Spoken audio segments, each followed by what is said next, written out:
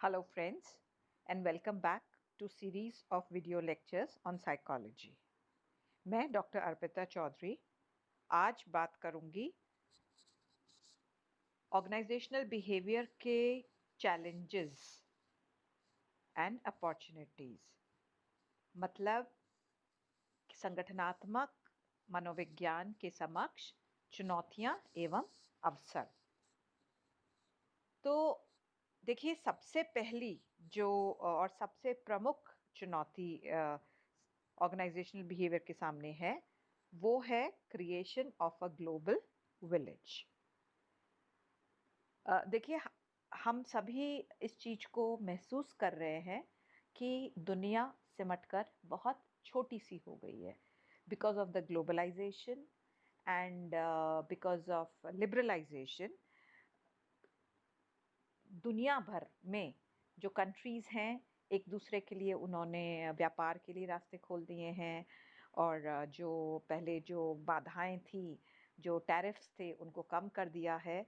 और आज हम ये देखते हैं कि जो इंटरनेशनल ट्रेड है वो स्पेशली जो कुछ ऑर्गेनाइजेशंस हैं, जैसे ट्रेड ब्लॉक्स हैं, फॉर एग्जांपल नाफ्टा है, यूरोपियन यूनियन है, इन्होंने सारी बाधाओं को कम करके दुनिया को बिल्कुल जैसे कहते हैं ना, बिल्कुल एक छोटा सा एक सिमटा दिया है उसको।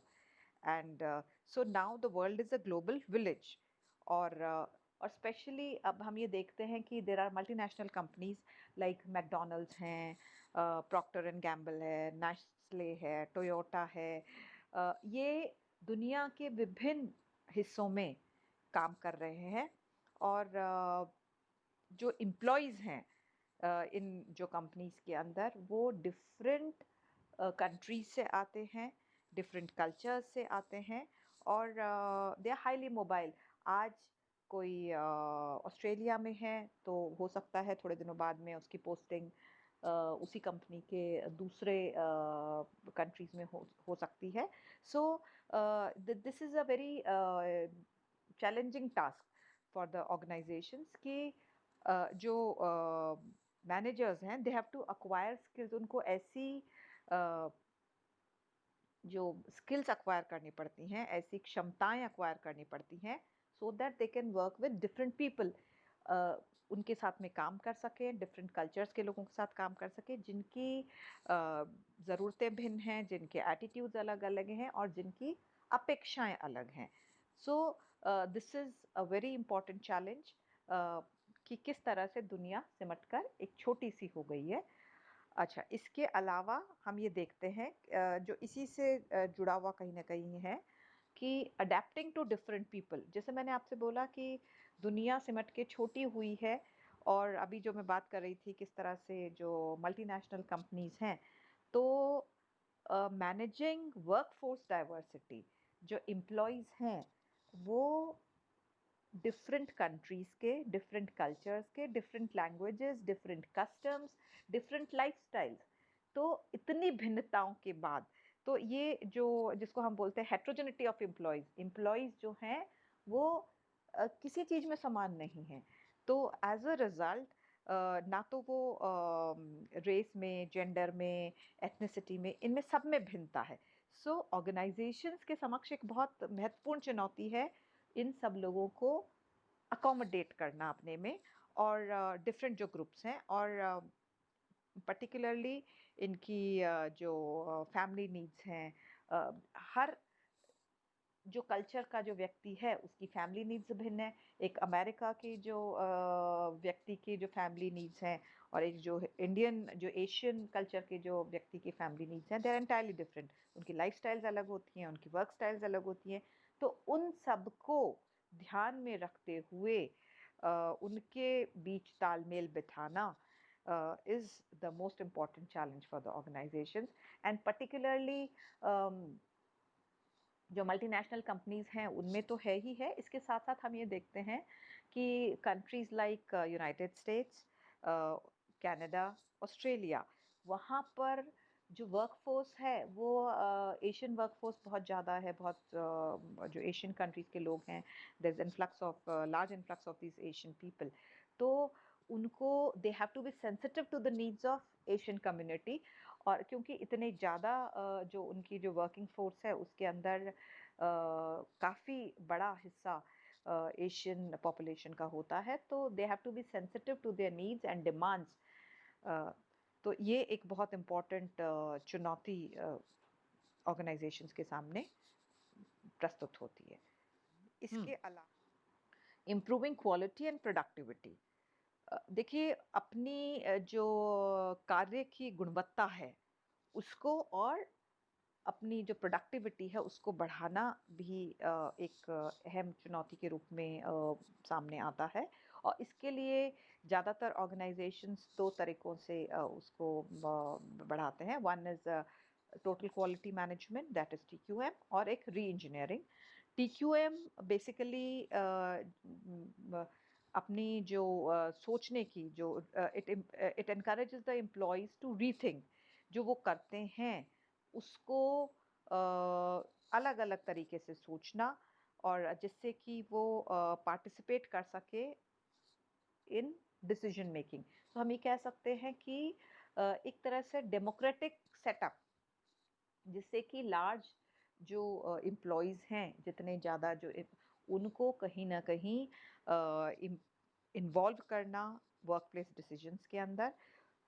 इसके साथ-साथ जो री-इंजीनियरिंग है वो प्रक्रियाओं में परिवर्तन लाता है, और किस तरह से हम जो लेटेस्ट ट्रेंड्स होते हैं मैनेजमेंट के उनको ऑब्ज़र्व करके जो एडवांसमेंट है टेक्नोलॉजी उसको जो टेक्निकल चेंजेस हो रहे हैं उसको इनकॉर्पोरेट करा जा सकता है। तो बेसिकली किस तरह से हम अपने संगठन को समय-समय पर रीडिज़ाइन कर सकें, जिससे कि इन सब का समावेश संगठन में जो लेटेस्ट टेक्नोलॉजी है, लेटेस्ट विचारधाराएँ हैं, इनको उसमें इंक्लूड करा जा सके। तो this is also a very important challenge. और इसके साथ हम ये देखते हैं इम्प्रूविंग पीपल्स स्किल्स, लोगों की क्षमताओं को, लोगों की स्किल्स को लगातार अपग्रेड करना, उसको इम्प्रूव करना, एनहांस करना भी एक महत्वपूर्ण चुनौती है।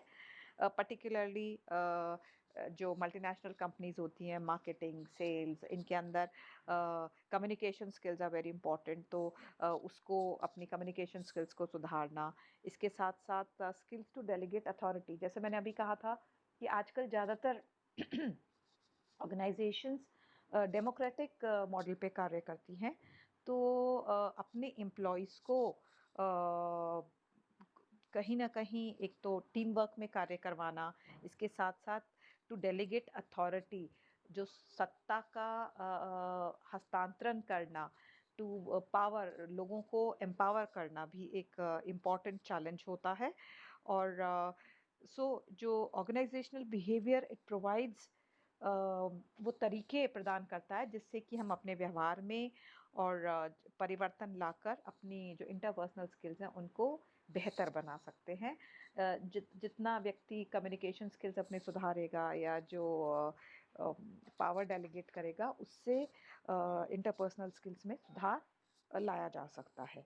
इसके साथ-साथ एक और जो चुनौती के रूप में संगठन के समक्ष प्रस्तुत होता है, that is management control to empowerment. Uh, हम सबने ये देखा है कि पिछले कुछ सालों में there is a shift, particularly in boss subordinate relationship. जो बॉस और सबॉर्डिनेट के संबंध होते हैं उसमें अ, बहुत ड्रास्टिक चेंजेस हमने देखे हैं। और अब ये आप ये देखते हैं कि जो वर्क एनवायरनमेंट होता है उसमें जो बॉस होता है वो अ, अपने आप को एक बॉस के रूप में प्रस्तुत नहीं करता है, उसमें एक वो बॉसिज़्म नहीं होता है। द बॉस और मैनेजर्स आर नाउ कोचेज़, वो एक एडवाइज़र, एक फैसिलिटेटर के रूप में कार्य करते हैं, और एम्प्लॉइज़ को भी एक टीममेट की तरह, एक वर्कफ़ोर्स, वो साथ में मिलकर कार्य करते हैं। और कहीं न कहीं जो पहले जो ब्यूरोक्रेटिक मॉडल का जो सुपीरियॉरिटी और जो एक पावर का जो नशा होता था, वो कंपैरेटिवली कम या ख़त्म सा हो गया है मल्टीनेशनल्स के अंदर। एंड सारे सभी एक साथ मिलकर कार्य करते हैं और पर्टिकुलरली जो एम्प्लॉइज़ हैं उनको ज़्यादा फ्रीडम दिया जाता है, उनको रिस्पॉन्सिबिलिटी दी जाती है, उनको एम्पावर किया जाता है। So there is a drastic change in this, so we are seeing a change from control to empowerment. एक जो नियंत्रण वाली स्थिति जो ब्यूरोक्रेटिक मॉडल में होती है या जो पुराने ऑर्गेनाइज़ेशंस में हुआ करती थी, प्रेजेंटली जो मॉडर्न ऑर्गेनाइजेशंस हैं, मल्टीनेशनल कल्चर है, वहाँ पर हम ये बहुत स्पष्ट रूप से देखते हैं कि एक ओपन एनवायरनमेंट होता है। लोग एक दूसरे के साथ मिलकर कार्य करते हैं और एक टीम के रूप में कार्य करते हैं। और इसीलिए आप देखते हैं, अगर आप लोगों ने कभी ऑब्जर्व किया हो, मल्टीनेशनल्स में वो एक दूसरे को सर नहीं, एक दूसरे को नाम से एड्रेस करते हैं।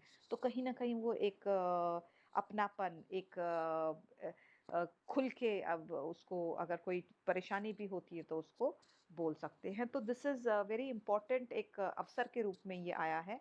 और so managers have to adjust to this fact. और कहीं ना कहीं ये जो डेमोक्रेटिक शिफ्ट जो आया है ऑर्गेनाइजेशंस के अंदर from control to empowerment, this is a very welcome change. और एक ये चैलेंज भी है संगठन के समक्ष।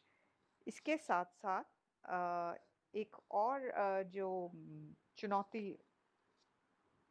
ऑर्गेनाइजेशंस के समक्ष आती है, वो है स्टेबिलिटी टू फ्लेक्सिबिलिटी।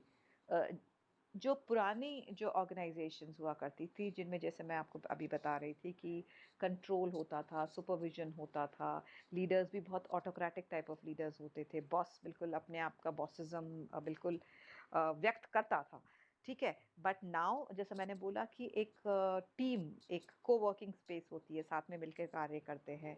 और तो यहाँ पर हम ये देखते हैं कि पहले बिल्कुल स्टेबल होते थे, जो प्रक्रियाएं होती थी, जो स्ट्रक्चर होता था संगठन का, उसमें स्टेबिलिटी होती थी। But now there is flexibility. Managers, the bosses have to be more flexible. उनको एक चेंज को एक्सेप्ट करना होता है, उनको अपने आप में परिवर्तन लाना होता है। So change is a continuous process, क्योंकि अगर संगठन अपने आप को परिवर्तित नहीं करेंगे समय की ज़रूरत के हिसाब से, तो कहीं ना कहीं अपने जो कॉम्पिटिटर्स हैं उनसे पिछड़ जाएंगे। And so the organisations are required to continuously improve. उनको अपने आप में लगातार चेंज करना होता है, अपने आप को फ्लेक्सिबल रखना होता है, जिससे कि वो जो अपने कॉम्पिटिटर्स हैं उनसे बेहतर कर सकें और अपने आप को, अपने नॉलेज को अपग्रेड कर सकें, अपडेट कर सकें, जिससे कि जो अलग-अलग लोगों को अकोमोडेट किया जा सके, अलग-अलग जो कल्चर के लोग हैं उनको एडजस्ट कराया जा सके, जिससे कि लोग आपस में मिलजुल कर अच्छे से कार्य कर सके। So managers have to be more flexible and adept to change. उनको इस चेंज को एक्सेप्ट करना होता है और अपने आप को फ्लेक्सिबल बनाना होता है, अपने आप को स्पॉन्टेनियस बनाना होता है। तभी organisation can be successful in achieving its goals.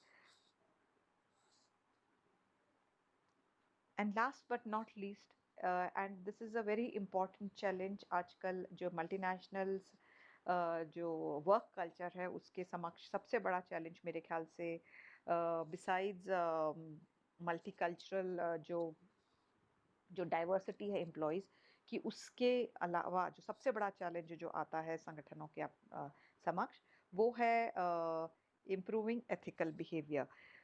जो नैतिक व्यवहार, देखिए नैतिक चुनौती बहुत प्रमुख रूप से उभर कर आती है। एक्चुअली हम ये देखते हैं कि आजकल जो इतना कट थ्रोट कंपटीशन जो हम ये बोलते हैं, इतना कॉम्पिटिटिव एनवायरनमेंट ऑर्गेनाइजेशंस के बीच में होता है कि लोगों को बड़े-बड़े टारगेट्स दिए जाते हैं और उनसे they are under pressure to break rules. मतलब वो किसी भी तरह उन टारगेट्स को अचीव करना जो चाहते हैं, जिससे कि वो अपनी जॉब बचा सकें, अपने बॉस के नज़रों में अच्छे से अपने टारगेट्स पूरे करके अपने आप को प्रूव कर सकें। तो एज़ अ रिज़ल्ट कई बार वो जो एम्प्लॉइज़ होते हैं वो अनफेयर प्रैक्टिसेस अपनी जो moral they are always under a moral dilemma. हो सकता है कि पर्सनल लेवल पे शायद वो उस चीज़ को नहीं एक्सेप्ट करें, बट प्रोफेशनली क्योंकि उनको टारगेट्स पूरे करने हैं, तो कहीं न कहीं टैक्सेस को बचाने के लिए कहीं न कहीं अगर वो उनको अपने पर्सनल बिलीफ्स के विरुद्ध भी जाना पड़ता है, तो वो करते हैं। एंड एज़ अ रिज़ल्ट इसीलिए मैंने बोला कि एक मॉरल जो नैतिक द्वंद ये हमेशा चलता है कि वो ऑनेस्टली काम करे या टारगेट्स अचीव करे। तो इसीलिए कई बार बैलेंस शीट्स में मैनिपुलेशंस की जाती हैं, कई बार टैक्स बचाने के लिए अलग-अलग तरीके अपनाए जाते हैं, प्रॉफिट्स अचीव करने के लिए, अपनी पोजीशन को बचाने के लिए मल्टीनेशनल्स के अंदर लोग हर तरह के हथकंडे अपनाते हैं। So this is the I think the most important challenge faced by the organisations कि किस तरह से अपने टारगेट्स भी अचीव करें and they do not have to compromise at the ethical level also. तो इसके लिए पहली बात ऑर्गेनाइजेशंस को बहुत ज़्यादा प्रेशर अपने एम्प्लॉयज़ पे नहीं डालना चाहिए to achieve unrealistic targets. And secondly organisations organise seminars and workshops and training programmes जिससे कि एथिकल बिहेवियर पे अपने एम्प्लॉयज़ को एजुकेट किया जा सके। तो ये कुछ चुनौतियाँ और थी जो कि ऑर्गेनाइजेशंस को फेस करनी पड़ती हैं दिन-रात एंड अपने और फिर भी अपने टारगेट्स और टू बी सक्सेसफुल और अपने गोल्स को अचीव करने के लिए अ, हम ये देखते हैं कि जो मॉडर्न ऑर्गेनाइजेशंस हैं कहीं न कहीं अगर इन सारी चुनौतियों को एक अवसर के रूप में लेकर कहीं न कहीं अपने लोगों को ट्रेन करके अगर अपने आप को चेंज करके नहीं करती हैं, तो कहीं न कहीं वो अपना जो गोल है, वो नहीं अचीव कर पाती हैं। So that was all about the challenges faced by the organizations. Thank you so much, and please continue to watch my videos on psychology. Thank you.